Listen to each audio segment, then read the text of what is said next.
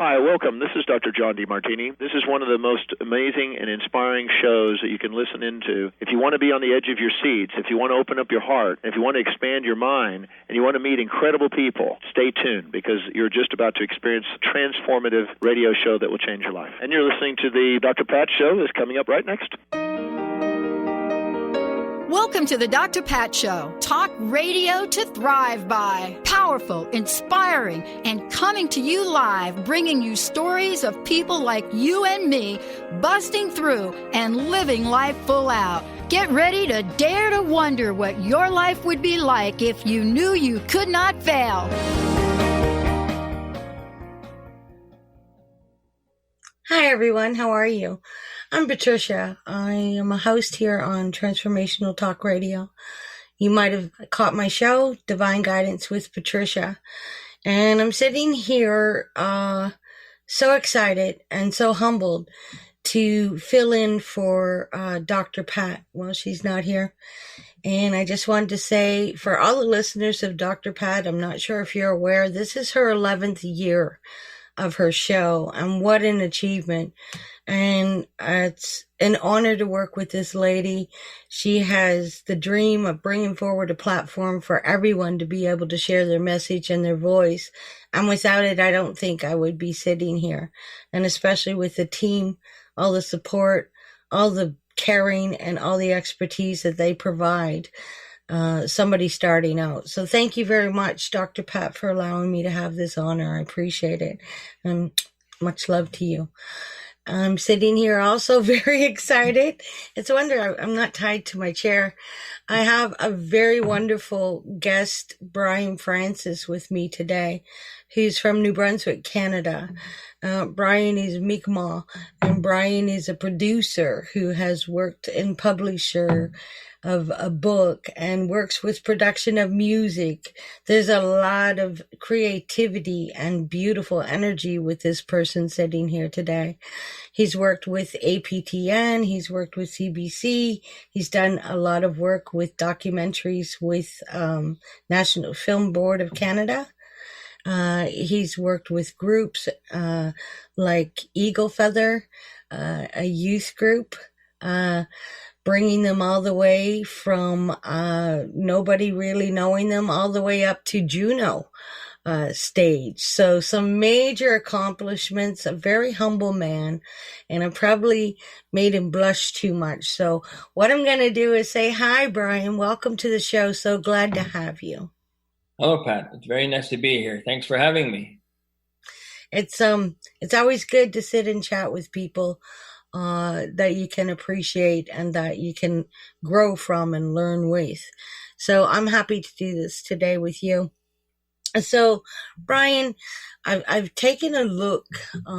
I've never met you in person, but you are a friend on Facebook. And I watched as you progressed with these photographs that you took yourself and the words you would put with them. And I thought, you know what? That's really awesome. And it gave a lot of good daily inspiration to a lot of people that follow and you know, are attracted to your words, because your words are very humbling but very powerful, and that reaches people. So when I saw that you had written this book, I was like, wow, I really need to get in touch with Brian. And the book is called Between Two Worlds. Mm-hmm. And would you like to give us an idea of how this book came to be, Brian? Well, I guess if it wasn't for this pandemic, I don't think the book would be a reality. But I don't know how far back I should go, but I guess ever since social media came on board, I always tried to find a positive way to utilize it, I guess. Utilize it as a tool, as a learning tool or a teaching tool, if you will. And at the time, I was a commercial fisherman, and we would go out to the ocean every morning at 5:00, and I would see these glorious sunrises every morning. And so I started taking pictures of them. And when I would return home, I would post them on social media. And people really, really resonated with the images. And even though it's the same sun every morning, it's different. For some reason, the images come different, you know? So it's like it's always changing, I guess. Every second it's different. And after a while, I started utilizing those images to share some of my teachings and my native spirituality. And when I started putting those two together, I think it created some sort of a special way to reach people, I guess, because after I started doing that, people would inbox me and say how much they needed to hear the words that I had shared, or the images, what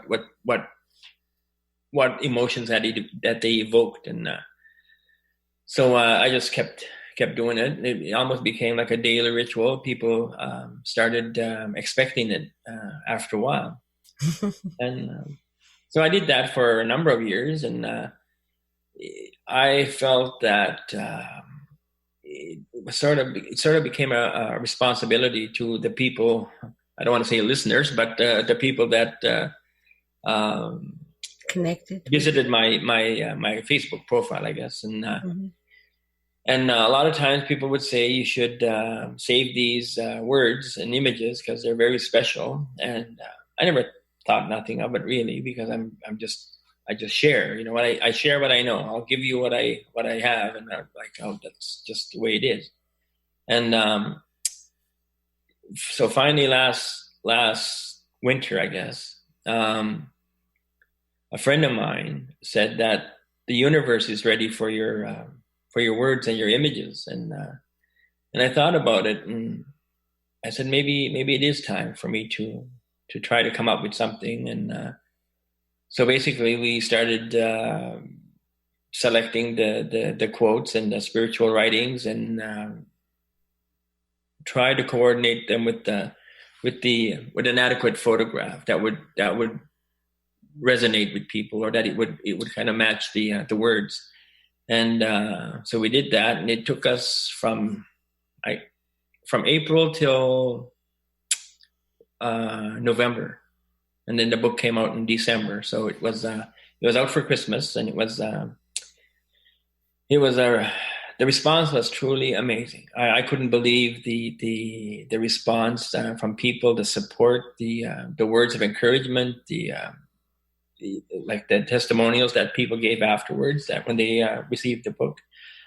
So it's really humbling for me to know that my words and my images and something that I had put together would reach such a vast audience, I guess. Well, I spoke to a couple people that know you quite well. Excuse me, who said, Brian said, I thought only 25 people or my friends would buy my book, and that would be it. I think a lot more people have discovered your book and have latched onto it. It's amazing what you shared there about the sunrise. I live about 2 minutes from the Bay of Fundy, and I very seldom go down to see the sunrise or the sunset. And your book allowed me to have that reignite in my being, because the canvas every day is beautiful and brand new. I thank you, even though it's very difficult sometimes when you're humble to actually take the action to, it's like myself with my show, who wants to hear me talk, right? So, but here I am, because I'm being pushed by my spirit, my passion to do it. So it's not only your words that are in this book, it's your spirit's words, and the spirit of the ancestors, the spirit of the youth to come. You can feel it all in your book. So I'm really glad that you took that step. You've been doing a lot of things behind the scenes for a lot of people for a very long time. And I realized that your dad was very, very a predominant person in the Mi'kmaq culture, and with world leaders and with government. And that strength, I can feel that in your being when you share your words. And your whole family is involved in a lot of things. They're very active. Would you like to share a little bit about that with us? Well, maybe first of all, I'd like to say that I was born and raised in a Ozibuktuk, which is formerly known as Big Cove. It's a First Nations community, and right now we probably have about 3,500 people on the reserve. Growing up, I had there was 10 siblings, and my parents. My mother's still alive. She's 96 years old, 97. She just turned 97. So it wasn't. I guess looking back, it wasn't easy growing up, but at the time we didn't know that it wasn't. We just thought it was normal. You know, we would share bikes in the springtime, and we would chop wood and bring it in, and go fetch a pail of water and bring it in, and it was that kind of a life growing up. My father was an incredible man. He was, I think he was a pioneer in many ways.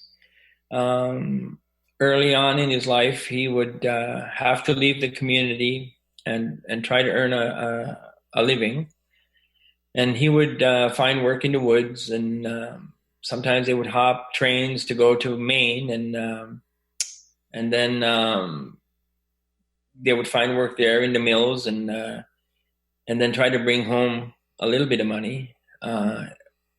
After he passed, one of my aunts shared a story that I never heard before, where he had just recently been married, and he and a friend from Nova Scotia hopped on a train to go to Maine, and they were like hobos, I guess. They hopped on a train and they jumped off whenever they needed to. And she was saying a story that around that time, his parents, my grandparents, were very poor. And there was times like there was no fine china or anything like that, and they would use these tobacco tin covers for plates at times, and whatever they had to do, they did.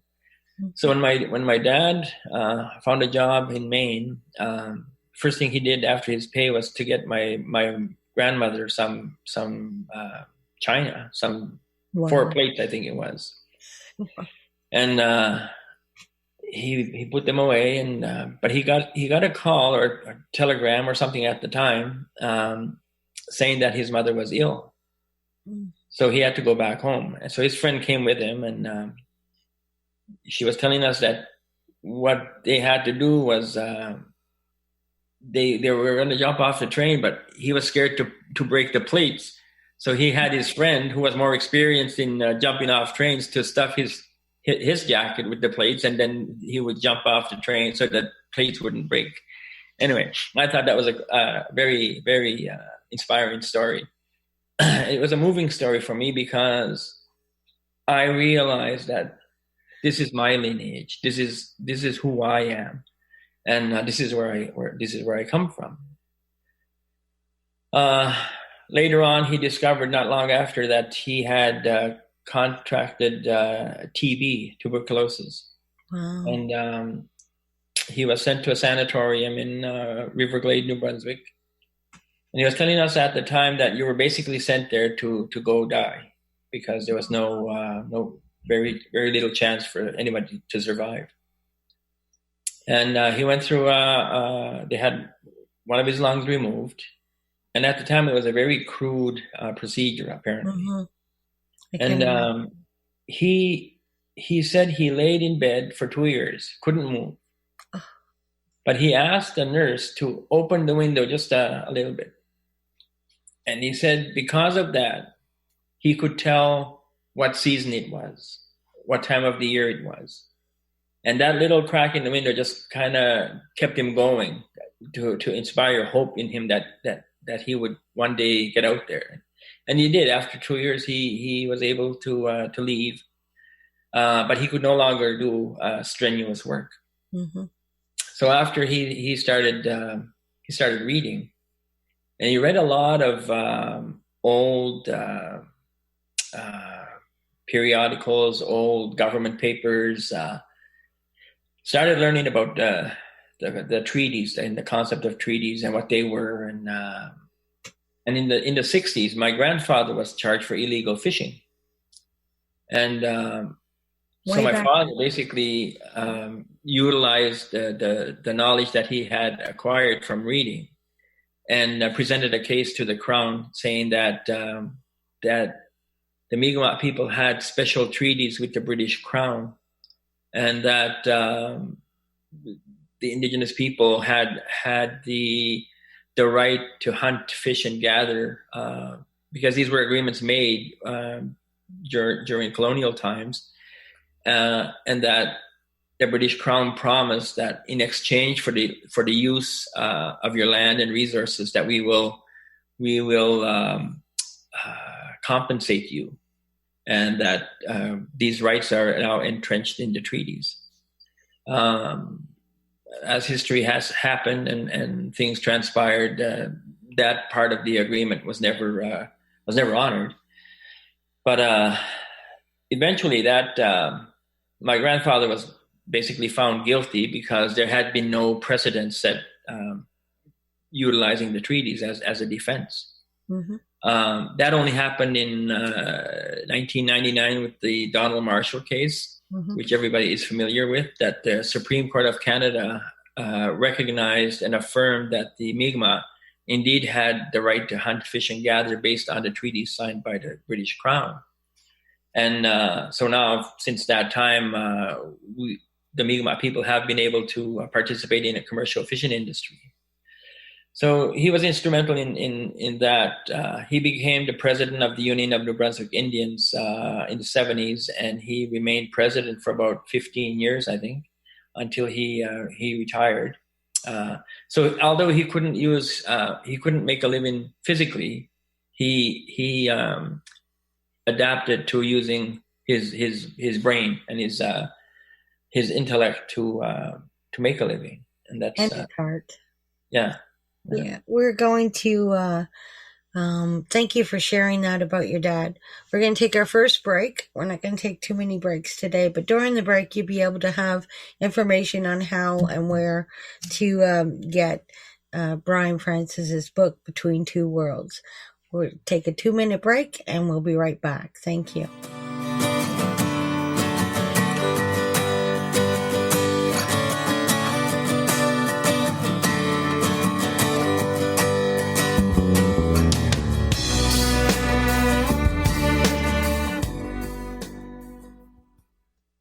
Are you feeling the complexity of life?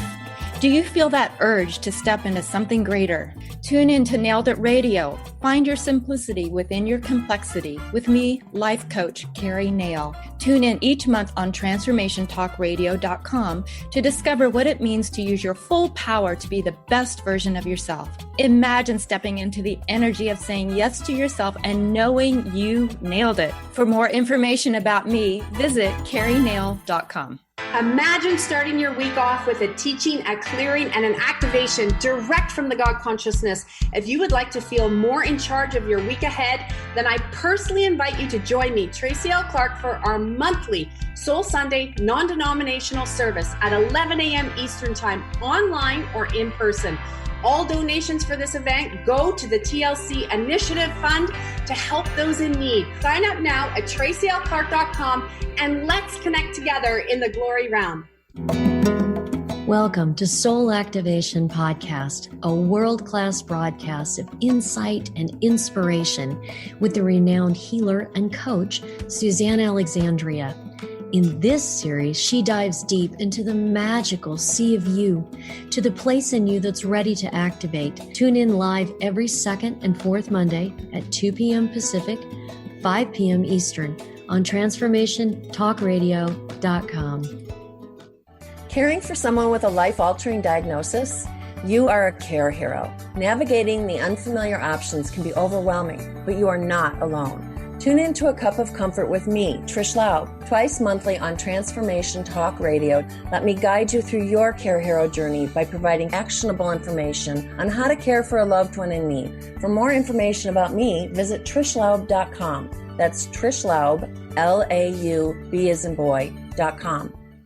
Tune in to the show Heart Change Consciousness with me, Dr. Trish DeRocher, as stories of inspired activism come to life. Listening to conversations with your favorite authors, change makers, and many more who practice inspired spiritual activism and transform vulnerabilities into sources of strength. Let's be inspired together through my show, Heart Change Consciousness, on TransformationTalkRadio.com. Are you ready to get big and live your life out loud? Tune in to Get Big Out Loud Radio, exploring life through the lens of curiosity and compassion, with me, Carrie Knudsen, joining Dr. Pat live every second Monday at 10 a.m. Pacific on TransformationTalkRadio.com. I will offer ideas to transform what you are thinking into conscious action. If you want to get big and live your life out loud, visit me at KnudsenSpeaks.com.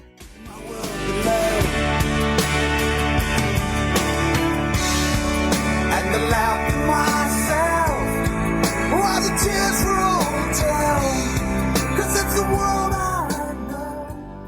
What's the world I know? Welcome back to the Dr. Pat Show. I'm honored to be sitting here filling in for Dr. Pat today. Big shoes to fill, so I didn't wear any. I'm in my bare feet. It's Trish McNair, and I'm a host here with Transformational Talk Radio, Divine Guidance with Patricia. I'm sitting here with such a wonderful author, producer, musician.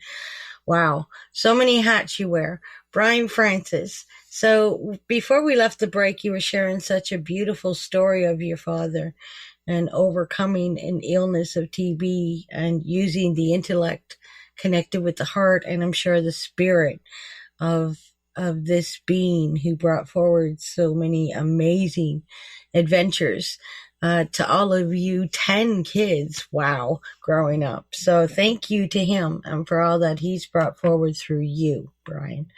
So I want to get back to the book a little bit. And the title of the book is Between Two Worlds, and it's spiritual writings and photographs. And you had mentioned in the first segment here how you brought your words and the pictures together to create a dual message. What does the title Between Two Worlds actually mean to you, Brian? Well, when I decided to write the book and that I would have a book out there, I thought that the title of the book was very important to not only reflect on who I am, but also the world that I live in. And I thought Between Two Worlds fit because being an Indigenous person, coming from an Indigenous community and living in that environment, it felt when I would leave, it felt that I was entering into another world. We would have to basically almost prepare ourselves to leave home. And try to exist, I guess, in another world. And it was a lot of it was learning to adapt, learning to be able to cope with a lot of the social stigmas that are out there, I guess, and trying to fit in to another world where they spoke a different language. Mm-hmm. They lived a different way. They worshipped a different way. So it was literally going from one world to another. The other component was the fact that living a spiritual way of life based on the teachings that I received throughout my life, and trying to utilize that, trying to live within those teachings in a world that sometimes may not be receptive to or understand some of those ways or some of those teachings that we carry. And that basically was a little bit more difficult, because when the majority out there is not in the same like-mindedness, I guess, with there's a lot of people that are not spiritually in tune. So it's a little bit harder to try to navigate your way, I guess, through conversations, through meetings, through gatherings, through events, through there's a lot of socializing out there that doesn't coincide with spiritual teachings. So basically, that is another world that I have to navigate and go back and forth. But maintaining my faith, maintaining my teachings, and just basically living life through the teachings that I received in my life. So that was the other component in the title of the book. There's a lot of people out there who are in search of something. A lot of times they don't know what it is. I was in that position for a long time. For a long time, I did not know who I was as a Mi'kmaq person. I did not know how an Indigenous person lived. Basically, I didn't know who I was. It wasn't until I started following my traditional way. We refer to it as the Red Road, and there's a couple of excerpts in the book that discuss that. It wasn't until then that I discovered who I was, and then I was able to be proud of who I was, which made it easier for me to exist out there in the wild world. Would it be fair to say that you were able to bring more of yourself into the other world because you had that connection again? Once I knew who I was, yes. Once I was able to absorb and I'm going to say rekindle the inherent blood that flowed through me. Because it seemed like once I started learning, it was basically an awakening. I felt like I had woken up to who I was, that I was in a dream, and then now I know who I am, and I'm able to live and practice who I am as a Mi'kmaq person. And I think that is probably what keeps me going, what drives me to keep going. I'm always trying to, I do a lot of things like you were saying. And somebody said that, is there anything that you don't know how to do? And I said, well, I know how to do a little bit of everything, just in case I'm good at something. I like that. I might use that. Let's take that a little deeper if we can, Brian, because there's a lot of people in the world today that are reconnecting. This pandemic time, or whatever it is that people want to label it as, is a time to actually reconnect and become aware and become more conscious of who we are. And to take that out there and bring some kindness, compassion, and caring to other beings going through a hard time. So I have been around a few traditional elders in my lifetime. I didn't go seeking it. It literally slapped me on the back at a booth at a restaurant, and I was off to my first sweat lodge. Had no idea what was going on, but here we go. So the lodge keeper asked me, what do you want to do? I said, I want to take my blanket out of my truck, and I want to go to that hill up there, and I want to sit, and I want to cry, and I want to find out if I'm to do this. Like, you're all telling me I am, but I want to go and sit up there and feel it. So he said, okay, he had some items there and this round thing. I had no idea what was going on, Brian. I had not a clue. And my adopted Cree mom, Rosa Desjardins, she's on my Facebook. If you want to ask her, she'll tell you the story too. She's the one that dragged me out there. And so I said, he said I could take one thing from there. So I took something that looked like a stick, my blanket, and I sat up on this hill. I was 27, 26. And I said, okay, I don't get this, but I'm here again. That's my favorite saying. I don't get this, Creator, but I'm here. All right. So walk down, do it. There's a lot of grumbling. Some guys had shorts on. I was in a nightgown. I didn't understand why. Everything was confusing, but it felt right. Right? Like all the other physical things were telling me, be afraid. But my heart, my spirit felt right. So, one guy said something and I said, well, you could have started without me then. And, the lodge keeper said, kind of hard to. Can I have the stick, please? And then I had taken the splash stick. So spirit works with us. We don't even have to know, but if we're open and we're real to who we are inside and let some of the pretenses outside not block us, we kind of look smart sometimes, right? Because I didn't know it was a splash stick, but that's what I took. So I looked like I knew what I was doing, but I really didn't know anything.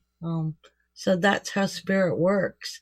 So with that, when I was working with people in Australia Aboriginal, there was such a gap between the elders and the next generation down.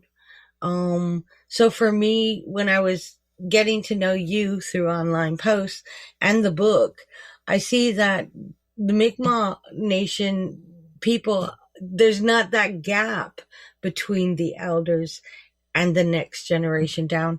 How have you guys maintained that? How have you been able to reconnect to your spirit and walk the same way as your elders did?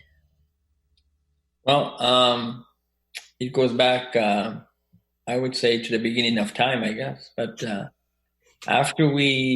when we're in ceremony, when we begin ceremony, just as I did before we started here, because I take it as a ceremony. We summon spirits. We ask the spirits, the ancestors, to come around and guide us and protect us and watch over us. And they're here during the ceremony.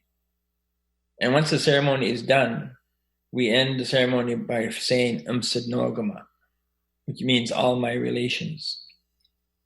So you basically acknowledged everyone who, down your lineage, who has passed on and who is partly in you because of you are who they were.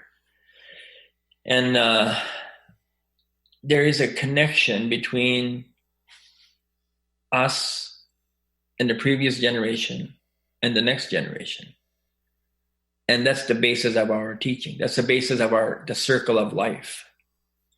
When we hand down the teachings, the stories, the prayers, the ceremonies, the songs are all handed down from ancient times to now. And it's amazing for us to be able to speak our language, the same language that my ancestors spoke 5,000 years ago, 6,000 years ago. That's when I step outside at nighttime and I talk to the moon and the stars, it's the same moon and stars that my ancestors prayed to and talked to 5,000 years ago. And it's that connection that we have to make. It's that connection that's been made through time. And it's that connection that keeps us in tune and in connection and in unison with nature. So that is the part where a lot of people in society fail to understand and fail to connect. They don't establish that relationship with nature. oftentimes man tries to remove himself from nature, separates himself from nature. And that's a critical mistake, because we are part of it. It's like the world does not belong to us. We belong to the world, to the earth. And we have to maintain ourselves, and we have to keep our place in that system, in that ecosystem. We are just part of it, a very small part of it. Very small. Yeah. I enjoy those words. I, as you mentioned before, live the spirit. And for me, spirituality, and I don't have all the answers or all the memory or all the knowing, that's for sure. Been very blessed to have so many people step forward in my life. I wasn't raised with parents. I was raised in the foster system and didn't know who I was from Martha to George. But always Creator and Spirit had people step in, that I didn't know. And I always saw that as Creator and whoever my ancestors are watching out for me here. And I always appreciated that comfort, not knowing I was not alone. If I had Spirit and I had Creator, and I paid attention to the strict people he put on my path to keep me going in the right direction, and actually being grateful for that. So with that, there are a lot of people are becoming more consciously aware of what you stated, and of the earth, and of the humbleness of being a part of something as opposed to being the leader of everything. So I would like to ask you, how does Brian Francis take reaching out to anyone of any culture or any race or any nation? How do you as a man perceive and that going ahead in the future? Because it seems like more people are connecting from different cultures and different races through this spirituality. Well, I'm a strong believer in that the people that cross our paths are meant to be there. They're meant to cross our paths. Everyone we meet, we may not realize it now. It may be next week. It may be next month. It may be 5 years from now. But there'll be a time when we realize why that person was put in our path. So I also don't believe in going out there and preaching and trying to gather a mass, for instance.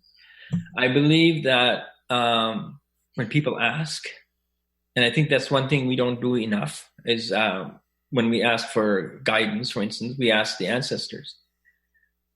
A lot of people don't ask, and the ancestors are just there waiting for us. So, and I don't profess to know everything. I don't profess to know even what I say is not necessarily right. If I say something that means something to you or that resonates with you, then that's yours. Accept that and leave whatever doesn't. Leave the rest. So going back to your vision quest, I'm going to call that a vision quest, but it's probably a fast. When we go to that ceremony, we sit there, and usually it's for 4 days and 4 nights with no food, no water. Mm-hmm. You're there alone. And it's really a challenge. It's a personal challenge. And you don't realize that until you come out after 4 days of being with yourself, that you realize how weak we are as human beings, and what it took, how difficult it was for us to get through that 4 days. And usually the most difficult part is the third day. And if you can make that, then you can do anything. But when you reach a point in your life that's difficult, a very difficult time, you're able to go back to that time when you went through that ceremony and what you needed to do to get through that. And if you can get through that, you can get through anything.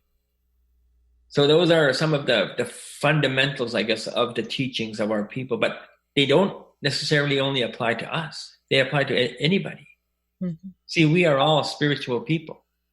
All of us have spirit. We just don't tap into it enough. We don't practice enough because the teachings and the lessons are within us. We have to live it, don't we? We do have to live it, but we also have to discover it within ourselves, because nothing I say can help you as because you're living your journey. You're living your life. You're following your red road. Mm-hmm. And that's like, your prayers are different than my prayers.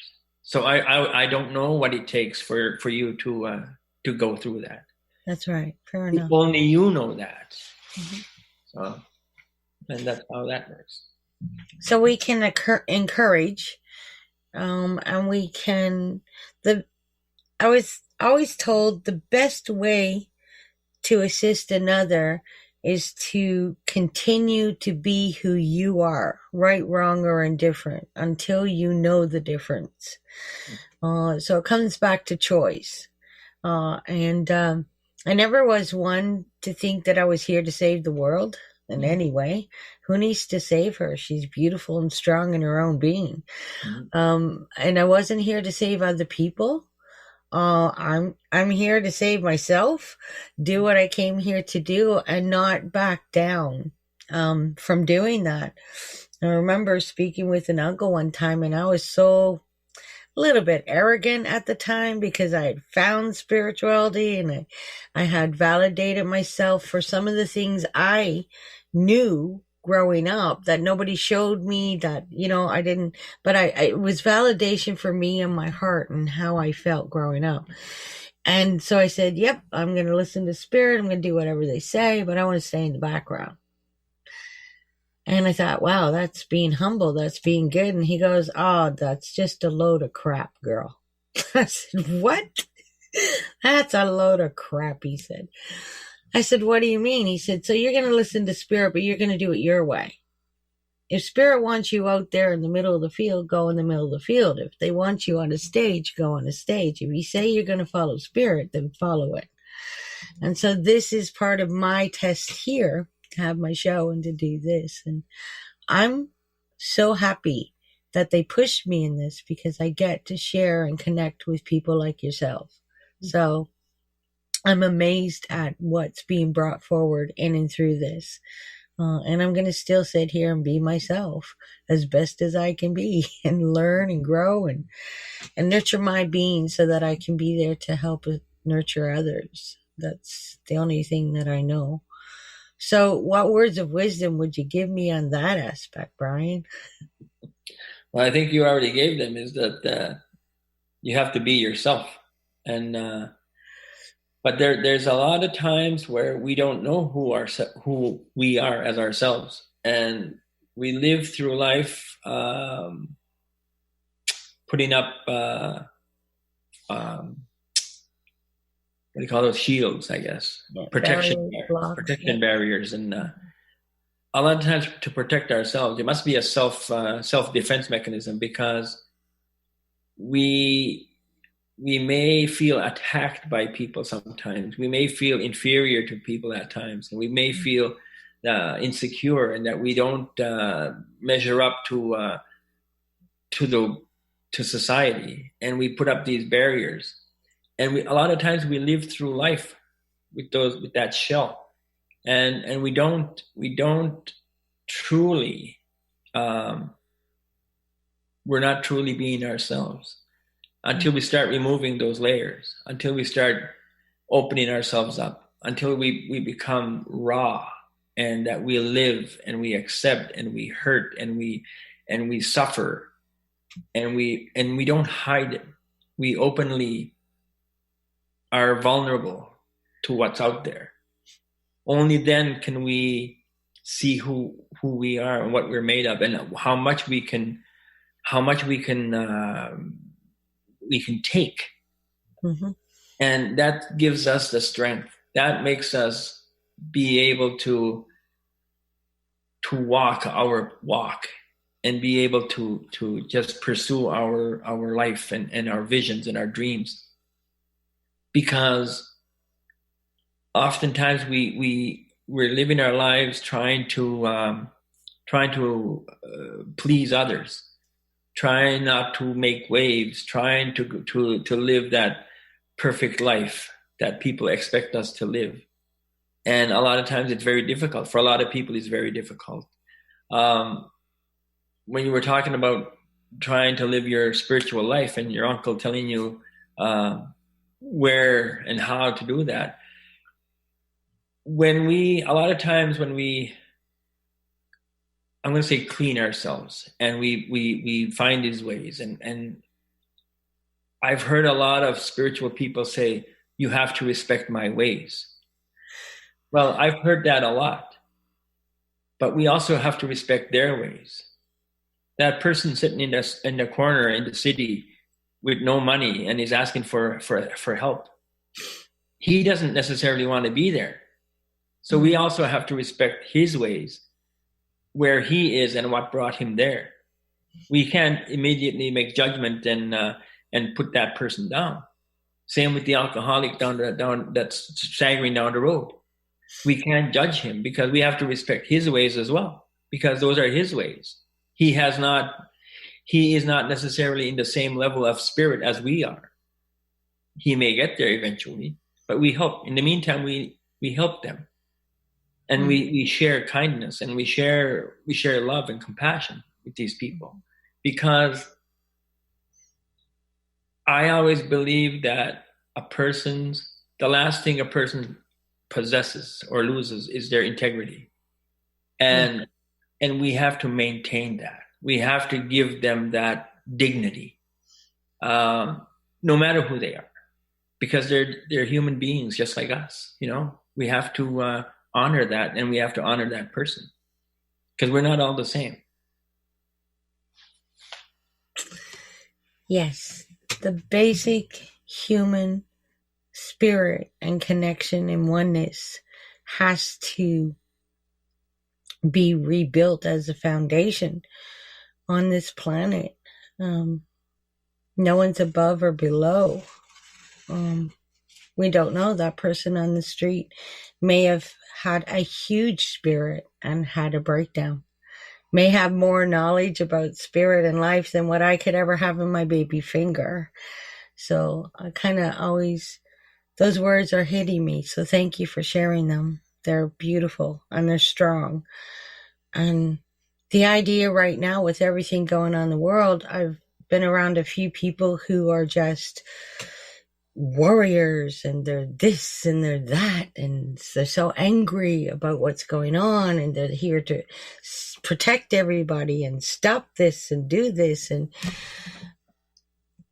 it's taken a long time and a lot of years to learn temperance and to know that gentleness is a strength that I never ever knew while I was trying to be so noticeable and so hard.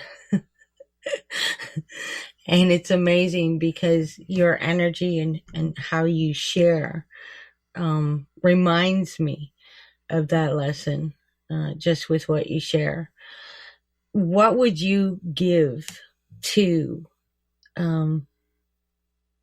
your community, my community, a community in England?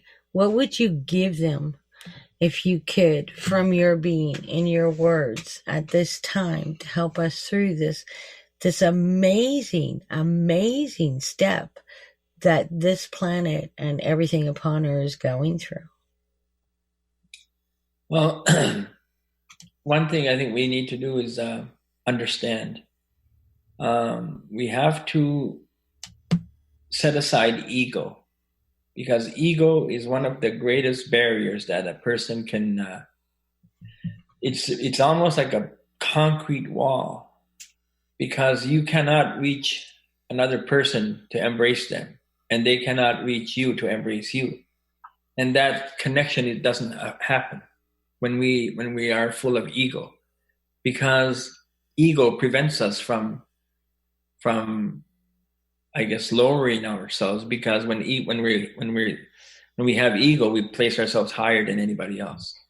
In our community, in our culture, we believe in the circle of life where everyone is equal. We are all equal. No one's any higher, no one's any lower.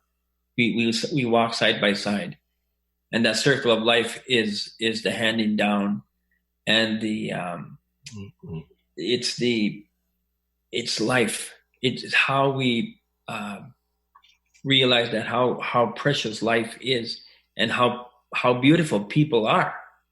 Because if you don't see them, you're not going to see their beauty. And oftentimes our differences is what makes the world a beautiful place. When we honor and we see and we honor and respect those differences, I think that's when we truly become a community. And we have our differences, yes. We identify those differences and we live with those differences. But we also live together as human beings. And I think that's very important. Once we start thinking in a like-mindedness way, we begin to understand one another, and we're all the same. We're all going to the same place once we're done here. And a lot of us have believed that we are going to another world, and we're just being prepared for that, because we've been here before. We've also had previous lives, and we're off to another destination. It's eternal light. Yeah, I always thought the human race was very egotistical to think that Creator made something for 70 years and then it was gone. Like, that just blew my mind when I was even little. Like, okay, people live for, well, back then it was 90, 100. And that's it. How can that be? So that question is something that I've always kept. We're coming to the end of the show, and like always, we've got a few more minutes. But wow, time does fly when you're just sitting, sharing, and connecting. And you're drinking coffee, and I have my water. And I think that we need to go about the book again, and where, if you would like to tell people where they can get it. I could do that, but I think it's more powerful coming from you, and the availability. And then I would like to tap back into how I would like to have the show end today. Okay, well, because of the pandemic, I was not really able to go out to have a traditional book launch and go to bookstores and have book signings and what have you. So what I basically had to do is I've sold them through e-transfers, where they send money and they send them the book, and plus shipping. Recently, we've established a Shopify store, and it's basically a store for the book. So they can go Shopify. I think it's Brian_J_Francis at Shopify. The address is above my Facebook name, below my Facebook name, and Instagram. But also recently it's been made available through Amazon, but through third party, I guess. Okay. So it would be available through Amazon, but the shipping cost is what really it's really crazy. Like I really don't want anybody to pay that much for my book, but the book is $35 itself plus shipping. So depending on where you are, most places in the U.S. have been I think it's $20 to ship anywhere in the States, pretty much. So you can take that into consideration. Well, it's well worth it. It's a beautiful book, and it talks volumes. They say art is in the eye of the beholder. Well, as somebody who doesn't know a lot about art, looking at this book, I'm kind of hoping that some of your own personal artwork can be put into a book in the future. There's a thought. So as we tie up the end of the show, Brian, I can't thank you enough for being here and sharing your time and space with us. Dr. Pat, thank you so much for allowing me to host this show today. All the listeners, thank you so much for taking the time to be here with us. And you can reach Brian at bearpawmusic@hotmail.com. That's bearpawmusic@hotmail.com. So if you didn't get all the information on where to get the book, just drop him an email and I'm sure he'll be able to lead you in the right direction. What I would like to do, Brian, and I would like to kind of put you on the spot, and if you could say a word in your language to bring this show to an end, I would be very honored. I would be honored. Walali kiso tandama wali kisko. Walali tandalia bon muyak. Walali tandal juagi muyak gulusuwa anda skutas na nigisko. Walali tandalia kweyak. Walali tandal mauni ego sit amoge mudiak. Seviam kwewinen. Mogi gina udi juagi muinen. Abon madim juagi muinen. Edamon nexel like tinna koi. When she got Jigolado, Bonit Pai to Gigado Damam Salalo when said Nogama. Say Nogama. Wallyhook. Thank you, Brian Francis. And hopefully we will talk again. Thank you, everybody. We'll see you on Divine Guidance with Patricia every first and third Wednesday of the month. Thank you so much for being here.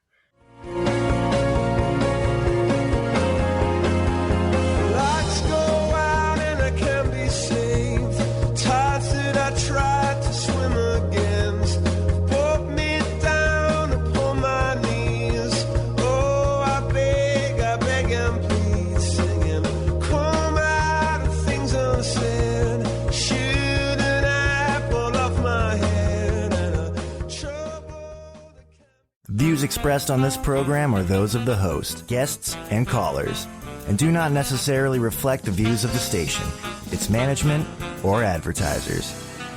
You're listening to Transformation Talk Radio.